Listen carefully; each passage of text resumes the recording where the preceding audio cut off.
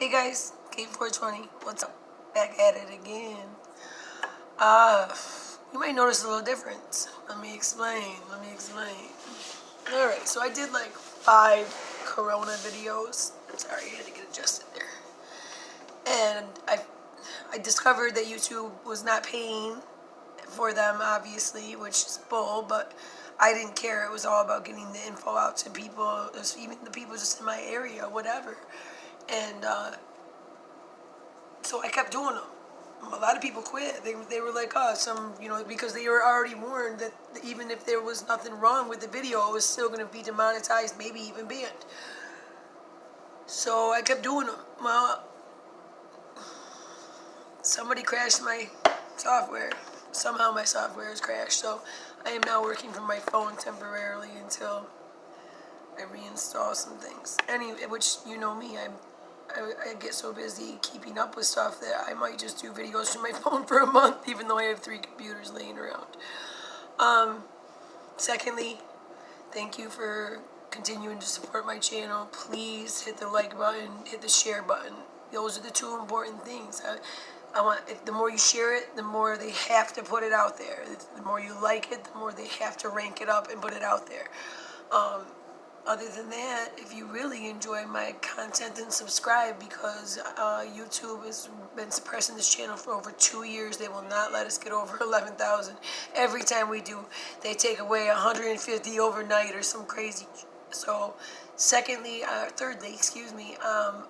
because I'm doing this through my phone, I have the ability to go team up all night live again if anybody's interested.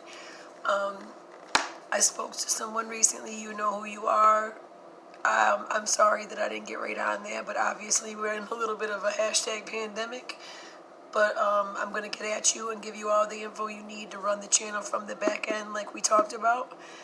And we'll get back in business with my team up all night, 6-hour lives, whatever we need to do to get through this quarantine together. All right. Let's update ourselves. First and foremost, I just thought we'd start with some light and funny stuff. One being Poland. Poland has found a cheeky new way to find out if the people who are under quarantine are actually staying indoors and not have to worry about coming in contact with them. If they made an app that forces coronavirus patients to take regular selfies to prove they're indoors or face a police visit.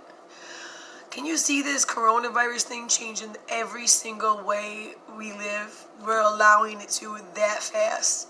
The apps are made that are forcing us to prove we're indoors with drones or chasing little Chinese ladies down the street. Go home, woman, it's saying. Go home, wash your hands. Don't come out again without a mask on.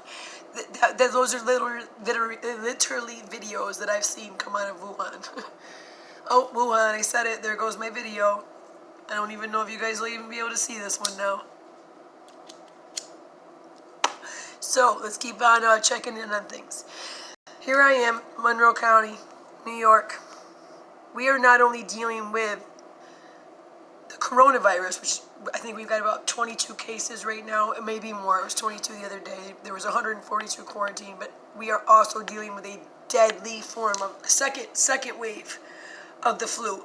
17 people have died from the flu in the same week we are dealing with those coronavirus cases. It says, according to the Monroe County Department of Health, there have been 5,600 cases, confirmed cases of the flu in just Monroe County this season. 704 required hospitalizations, 15 over the age of 50, 1 person between 18 and 49, and a child under the age of 5 all died from flu this season. Between March 7th and March 14th, 240 new cases were confirmed, continuing a downward trend in the number of cases in Monroe County. Wow, that's just crazy. So we're getting hit with both, guys. I have not left my house. I have not left my room. When I say I'm social distancing, like you can count on it, okay? This bitch just got an asthma. I got an inhaler. I'm not going out there. I'm not shaking your hand. I don't want to say hi. I don't want to, no. Don't breathe near me. All right, so let's talk about this because we can't beat around the bush about it. As always, our government has let us down. Oh, this is the first part. And that they voted and they voted and voted and voted, and the Democrats keep throwing bullshit in the bill. So therefore, they keep blocking the bill from going through so that we can get cash stimulus, stimulus, basically cash directly in the hands of workers. Don't let them fool you with we're just holding out for the right stuff. The right stuff? Do you have any idea what idiocracy they're putting in that bill? Democrats, about the Green New Deal. They're putting stuff that's in the Green New Deal. They're forcing it to go in this bill because they know Republicans are so desperate to get it right, because if they don't get it right, then that means Trump won't be reelected. No. They're not desperate to get it right because Trump won't be elected. They're desperate to get it right because their constituents are dying at a rate they've never seen in their entire life. But Democrats are only worried about doing the one thing Democrats always do, taking advantage of a good crisis. Don't let a good crisis go to waste, says good old Rahm Emanuel. Thank you very much, Rahm. Here we go as a Rahm Emanuel. Don't let a good crisis go to waste. They've been trying to do this for years. China started saying that a lot of their high spread was money. People touching money, getting sick, and the germs, because of the type of material that paper money is made out of, even all over the world, different types of paper material. It's very porous, and I guess the virus is sitting on the money between 2 to 4 days. So they literally destroyed a bunch of money in China. They washed a bunch of money in China. And of course, they're talking about chips, and in this case it's a digital dollar. It's just a comfortable step between that and putting a chip in your arm. It's not ideal to offer a chip during a pandemic, so they just came up with something in between that would get us halfway there. But that was Democrats put that in the bill. They're worried about things that have absolutely nothing to do with coronavirus, just so you know. But they were putting it in this coronavirus rescue bill because they know that Republicans are so desperate that they will print money that we do not have as a country just to shut these guys up so that they can get us our money. This is not a political thing. This is not supposed to be. But I feel like every pissed off liberal in the country has made it very political. And I can't see how I ever in a million years was on that side. Like, it doesn't sit with me today who these people are. Like, I thank God I not only beat addiction for 14 years. I've conquered my demons with that. Thank God I got out alive. I feel the same exact way about getting out of that democratic mind, liberal mindset. It was a disease. So let's get to the block on the coronavirus bill. We just talked a little bit about it. A lot of senators went off on the floor. Most were Republicans. Says they argue that nearly $2 trillion does too little for workers and too much for corporations. Republicans accuse Democrats of trying to squeeze items that are unrelated to the crisis. Basically. Let's see. Where's the rest of it? They don't tell us. That's it, apparently? Okay, good. We don't need any more from them anyway. I told you the rest of it. I got some funny news. Back to the funny stuff for a second. If you haven't heard and you're just stopping in for a minute, our good old friend Harvey Weinstein, he hasn't been in Rikers very long. I think they sent him somewhere. Hold on, where'd they send him again? Wendy. They sent him to Wendy. Harvey Weinstein has tested positive for COVID-19 and has been put into isolation in New York State prison. Oh, Harvey's freaking prison sentence just got shitty. When I talk about shitty, listen, it takes someone who's got a good amount of time already in prison to be mentally prepared to do any amount of time in the hole, okay? And I'm talking any time like 90 days, okay? I'm not talking like these 5-10 years shits that some of these people do. But I'm just saying, just to do even a lousy 90 days in the hole, you have had to have already been down for like a year before you're prepared enough to deal with the isolation and brain damage, the mental fucking, excuse my language, the mental trauma that occurs when someone throws you in a cave alone and you have nothing, no sights or sounds or no interaction with people other than in meal times through a slot in the door, and you get to come out for a shower every like twice a week or whatever. It's terrible. It's beyond terrible. Harvey hasn't even got to really do his orientation to prison yet.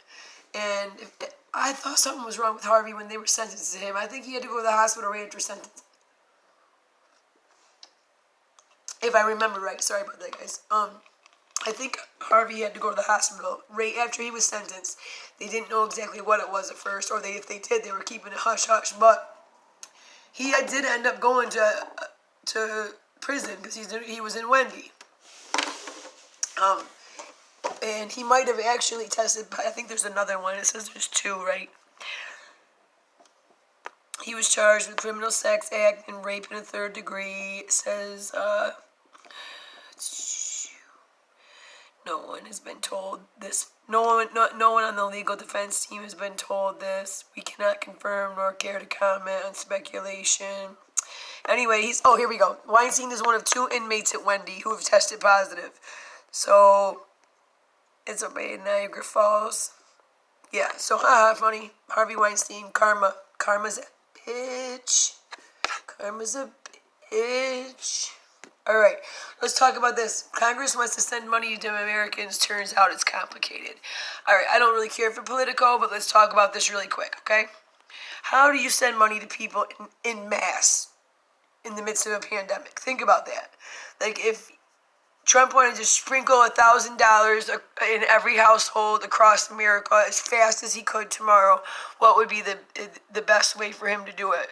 And you'd think it would be without all the bureaucracy and loopholes, but of course, there's always going to be bureaucracy and loopholes. At first, I was so happy to hear the way he was talking about the relief package. But by the time it was said and done, it disqualified me, it disqualified my wife who works 6 days a week, 11, 12 hours a day. It disqualifies us from, she gets to get in line with 80 million other people that are applying for unemployment. If there's anything left to pay for unemployment by the time this is all said and done.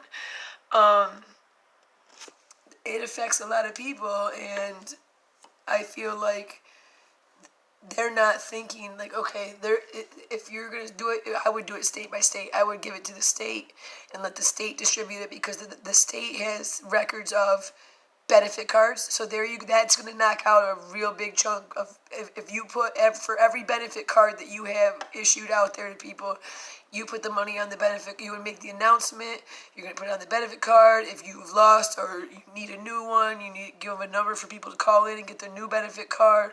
Or to prove their ID, go to their local DSS, prove who you are, and get your benefit, whatever. Put it on there, and then that'll leave like two thirds of the population that maybe, I'm not even sure. Each state by state, breaking that down might be different, but it will take a load off of the amount right there. Now the other part is like debit cards and or pay cards for work. Because a lot of you just filed for taxes, a lot of you might have the cards that H&R Block gives. All those things, the government has access to that information. Can they not just wire the money on your cards? That's what I'm thinking. So let's find out. I haven't read this. It says there's a precedent for this idea. The U.S. sent money out to most households during the 2001 and 2008 recessions. Of course, we didn't qualify for either. But as the government tries to move at warp speed this time around, plenty of question marks remain about the trade-off between rapidity and accuracy. That's the whole fight here, guys. The Republicans want to do it now because the first of the month is 6 days away. And the Democrats say, well, we'd rather pay your rent a little late and get it right than pay your rent and then find out that 10% didn't get enough money to pay their rent or whatever. That's their excuse. But landlords aren't hearing that. They don't want to. That's their job. That's their paycheck. They get paid monthly, and that's when we pay our rent, or banks get paid your mortgage payments. That's their income. And so us saying, well, I can't pay you anything, is only putting them in a position to be, in an emergency situation. And then they're supposed to be nice to you and not want to throw you out on the street. I mean, this is a hard situation for all of us, and we all have to figure out where we fit in. I don't know. We have an amazing landlord, and we're going to pay what we can and try to make, and hopefully by the time they start sending people back to work, the unemployment comes in, because they say they're not going to do that 7-day wait thing. Sorry. Anyway, the negotiations are still in flux because, like I told you, the Democrats, can't get their shit together, and therefore the bill has been voted down, I do believe, 3 times.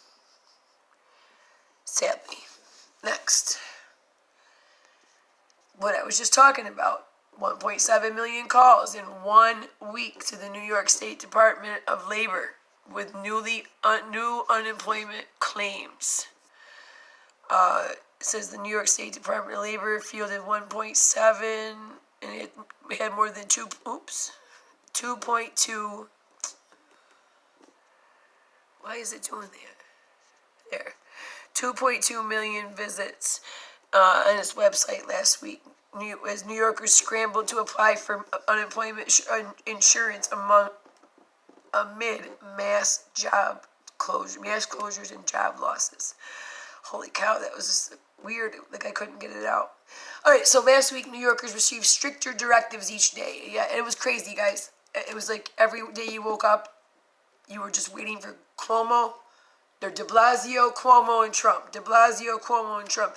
And in order, they would all have something. None of them would be saying the same thing.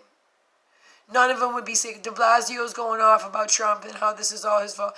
Cuomo's talking about how thankful he is that Trump's taking it seriously. And Trump, of course, thinks he's doing a great and amazing job. And I'm sure he is doing the best he can do in this situation when this is a worldwide epidemic. Just because we're the United States doesn't mean we get what we want now. We have to share with everyone so that they can save their countries as well.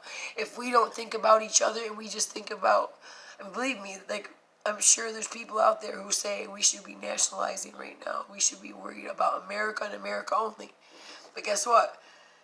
If that's the case, then what happens when there isn't a single person that isn't sick with this virus that can go to, and nobody can go to work? Nobody can work. So we don't have anybody to fill in. I just feel like this is going to be one of them things that we're going to have to get used to being around for a little bit until, until they get a vaccine. People like me who have immunosuppressant, autoimmune diseases, people like, your grandparents, people, it doesn't matter anymore. New York, I'm going to show you in a minute, but 54% of New York cases were between 18 and 49, you guys. That's over half. 40% of all of the United States cases are 18 to 49. So what again about the elderly? That's your parents' age. That's our parents' age, guys. What's going on? Why are you out there doing dumb shit when you're supposed to be in your house saving other people? That's the way I look at it. I see these people, and I'm going to show you a couple idiots. Just give me a minute. Here, the state agreed to waive the 7-day waiting period for unemployment insurance for people who are out of work due to COVID-19. I can tell you what, they're not. My wife didn't get her claim done completely on the phone. They told her they had to call her back on Thursday. By the end of Thursday, we received 500,000 visits. 500,000 visits from the site. New Yorkers, yeah, you know what I mean. I already read all that in the beginning. Seven. Okay, the Department of Labor had to hire 700 staff members and 65 more to address the influx. Yeah, you know it. You know it. Oops, wrong one.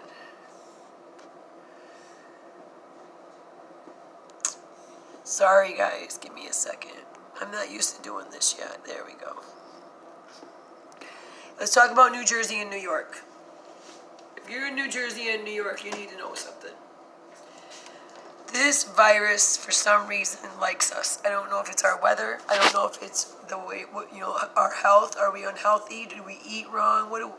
There's 100 reasons. But New York and New Jersey, if you look at us on a map, we are as red hot as Italy and Spain. And it's Italy, Spain, and New York, New Jersey, and Wuhan are the only red hot ones on the map. That's scary. If you do it math-wise, it says the attack rate is five times higher than the rest of the U.S. Coronavirus updates. You guys, I'm sure, have seen those. I wanted you to see this, though, because I'm in New York, and I want you to understand how serious it is here. This was 2 days ago. Coronavirus is killing more than one person an hour in New York City. They were dropping all weekend, guys, and they say this is just the beginning. 14 days from now, we're going to be getting hit with the wave like a tsunami of people sick. Here's the dummy.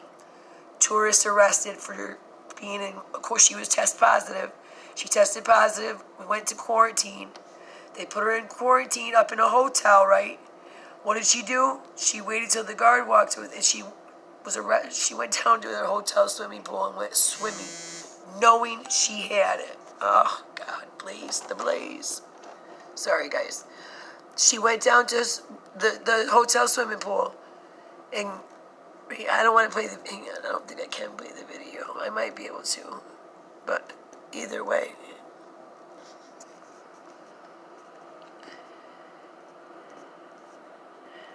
Ooh, he went right in there. I thought she was going to pull him in. Oh, shit. Oh, here comes hubby. He's like, don't do it. Wow. Anyway, okay, so there you go. You see it with your own eyes. Dummies.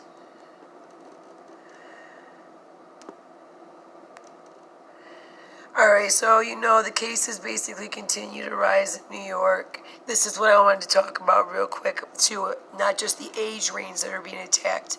Just like in Chinese, a lot of it seem to be men, and they've even found that there's blood typing links. I don't want to go that far because it's not peer reviewed, so I don't want to share that with myself yet. But if you're interested in looking at it, it's something cool to read about, that it has like an 80% chance of attacking a certain blood type over another.